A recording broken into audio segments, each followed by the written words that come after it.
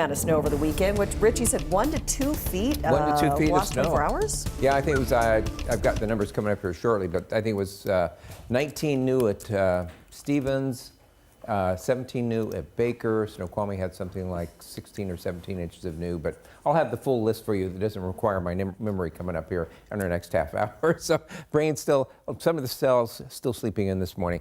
Boy, what a change in the last 4 or 5 days when those really cold temperatures where we didn't get out of the 30s. Current or high yesterday hit 50 degrees. Right now, we have a lot of places that are above 50 around the areas. That warm air has definitely moved in here. And significantly, we've had 1¼ inches in the gauge there at SeaTac. After having the first half of the month being really dry, or particularly we had that middle 2 weeks of the month, which were really dry, looks like we'll probably end up close to normal on our rainfall because we're going to get another batch here in the next 24 hours before we move into the month of March. Shorter term, though, taking a look at the Doppler radar, you see we do have this warm front kind of draped over us.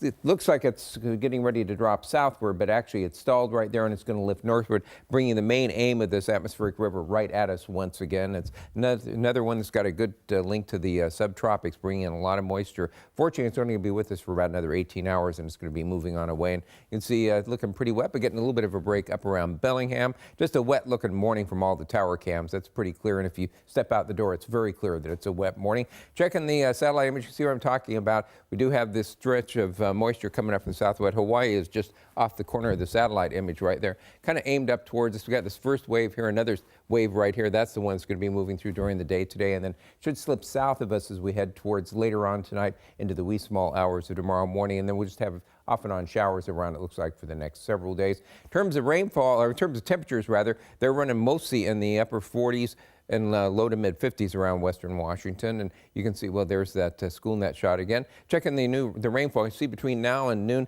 picking up anywhere from about 1/2 to 1 inch of rain in between now and noontime. We continue to really put it in there during the course of the next 24 hours with anywhere from about 2 to 4 inches of rain in the lowlands. Up in the mountains, getting anywhere from about 3 to 6 inches, especially at the higher elevations away from the areas. And that's with rising snow levels. We will look at the mountain forecast coming up in just a couple minutes. So overall, for today, rain heavy at times, temperatures getting to the mid 50s, off and on showers, a little bit cooler tomorrow, and then basically off and on showers through the week, a little bit more clearing as we head towards later in the week. High temperatures gradually cooling back to the upper 40s and low 50s, just a few showers over the weekend. It does look like some cooler weather headed our way. In fact, we could see snow levels dropping back down to 1,500 feet or so by the first of next week as we see more swings in our weather.